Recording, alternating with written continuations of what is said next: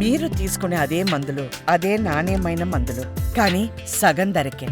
అవును, MedPlus brands pi 50 to 80% తగ్గింపు. Hello everyone, I am Dr. Miduna, consultant gynecologist at Medicover Hospital, Chandanagar branch.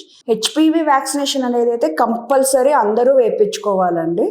And HPV దానివల్ల only cancer cervix ఒక్కటే cause చేయట్లేదు, genital wards అనేది కూడా ఒక కండిషన్ ఉంది. ఆ జెనిటల్ లీజన్స్ అన్ని రావడం, అది బోత్ బాయ్స్ అండ్ గర్ల్స్ ఇద్దరిలో కూడా వస్తూ ఉంటాయండి. సో 9 years నుంచి 14 years లోపల కానీ మనకి వ్యాక్సిన్స్ వేసుకుంటే both for boys and girls it better అండి.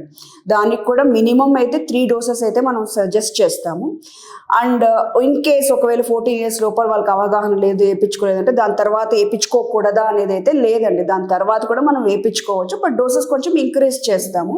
3 doses మినిమం వేసుకోవాలని అంటాం. ప్రిఫరబ్లీ మనం హెచ్పివి వ్యాక్సినేషన్ అనేది before marriage, before first intercourse అనేది వేయించుకుంటే బెటర్ అండి అది. అండ్ ఈ మధ్యకాలంలో దాంట్లో కూడా హెచ్పివి అనేటివి డిఫరెంట్ డిసీజెస్ కాజ్ చేసేటివి సీరోటైప్స్ ఉంటాయండి. సో క్వాడ్రివలెంట్ వ్యాక్సిన్స్, నానోవెలెంట్ వ్యాక్సిన్స్ అవి కూడా అవైలబిలిటీ ఉంటాయి, బట్ కాస్ట్ ఇష్యూస్ వస్తుంటాయి. మినిమం అయితే 3,000 కాస్ట్ నుంచి 10,000 to 12,000 కాస్ట్ వ్యాక్సిన్స్ కూడా అవైలబుల్ ఉన్నాయండి. అలానే క్వాడ్రివలెంట్ వ్యాక్సిన్ వేసుకుంటే ఎక్కువ ఉపయోగం ఉండదా, నానోవెలెంట్ వేసుకుంటేనే ఎక్కువ ఉపయోగం ఉంటుంది, అలా కూడా లేదు.